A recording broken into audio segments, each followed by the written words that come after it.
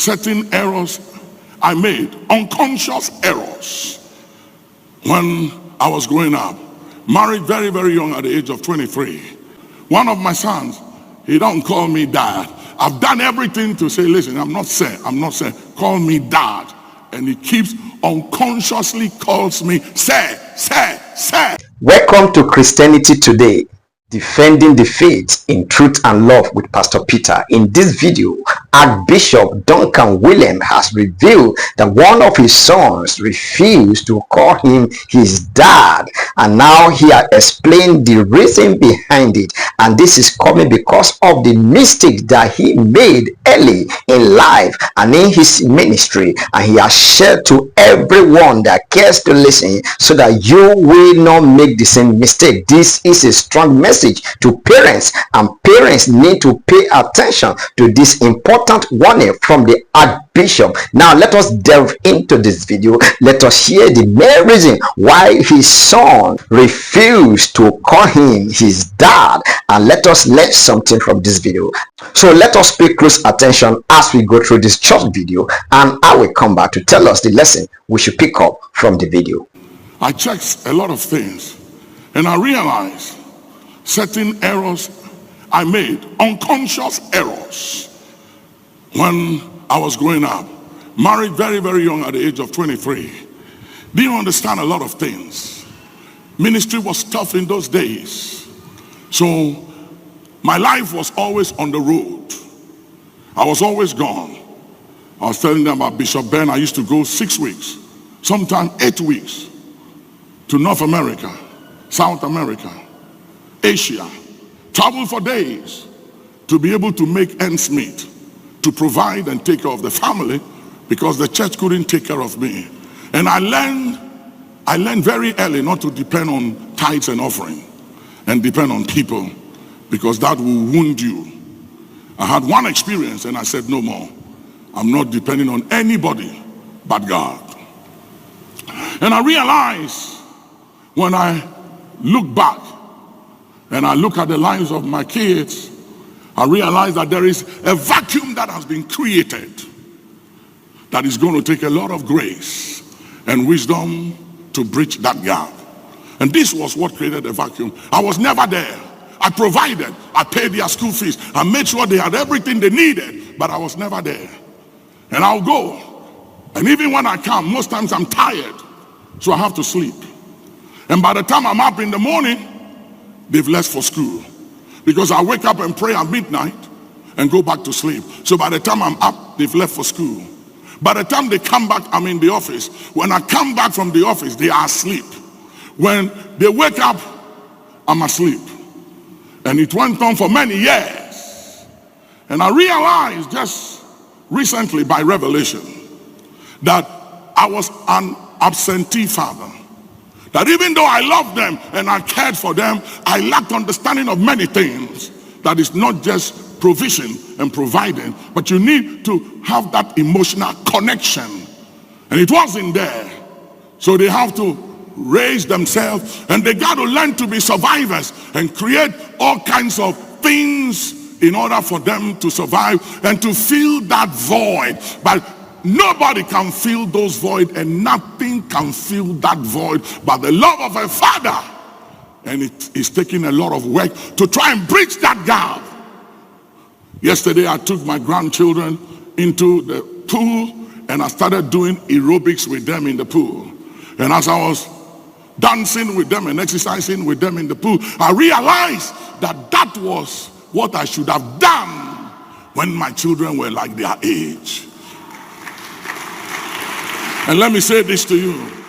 Let me say this to fathers and mothers. I know you mean well, and I know you love your kids, and I know you got to provide ends meet, and you got to go out there and work and fight, because life is tough and life is not fair, and life does not give you what you desire or expect by what you fight for. But in the mix of fighting for everything to provide for them, make a little time every now and then to bond with them, because you're going to need it. Because if you don't bond with them now, there'll come a time and there'll be such a vacuum between you and them that it's going to take a lot to fill it. One of my sons, He don't call me dad. I've done everything to say, listen, I'm not saying, call me dad. And he keeps unconsciously calls me sir. Because he never saw me as a dad as he was growing up. He saw me as sir. He saw me as this anointed, gifted, powerful man of God, but not a dad, because I was never around to play with him, to do things with him, so he can see me as a dad and a friend. And I'm trying to make it up, to work at it, to bridge the gap. And he takes everything you can take, you can think of. He takes every grace, he takes every humility, he takes all your humanity. Madula kasa, wasalahatu kifalu salas. Madi kusan kutan de kasi. I was talking to one of my bishops, and I said, young man, how many kids you have? He told me, what is their ages? And I said, please make time for those kids. I said, you can replace your wife, you can replace anybody, but you can't replace those kids. They are bone of your bone, flesh of your flesh, and it is your blood that flows through their vein. Make time, connect with them right now, because a time will come when it may be too late, and it will only take a divine intervention to bridge the gap.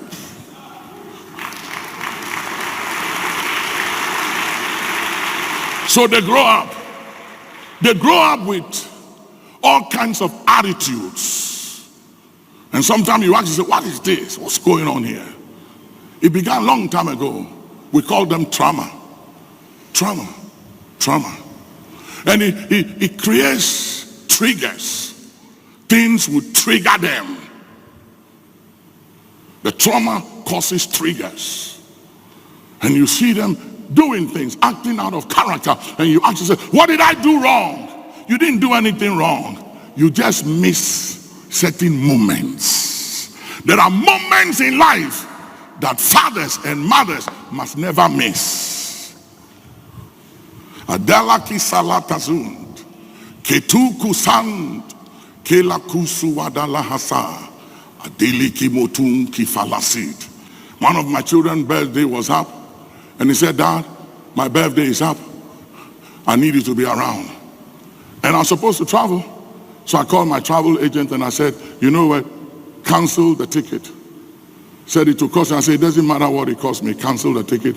And she said, Dad, you can travel. You can go. I'm fine. I'm okay. And I said, no, you are not okay. I'll be around. I'm not going.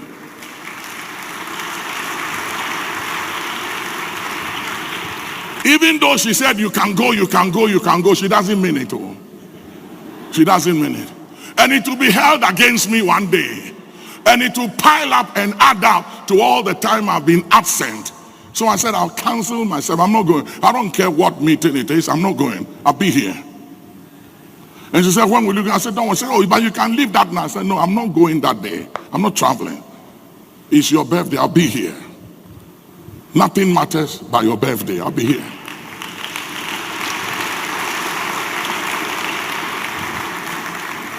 Because if you don't let them know that they are precious, they are important, they will grow up with this sense of they don't matter when they matters. And they will act like they don't matter and do things like they don't matter. And you ask yourself, what did I do wrong? You didn't do anything wrong. You just missed certain moments. Lekutu kafasala. Salakatung kawasalan devan kuwahasan hey lusulu wasin akusu wala hasan kifulu kufasa kusulu kifasa amisuku mehusundu masit. Don't miss those moments. Tell somebody, don't miss those moments. Don't miss those moments. Yeah. Certain moments when they are graduating. Certain moments, weekends when they are in boarding schools and all their friends and loved ones, their families are coming and you are not there.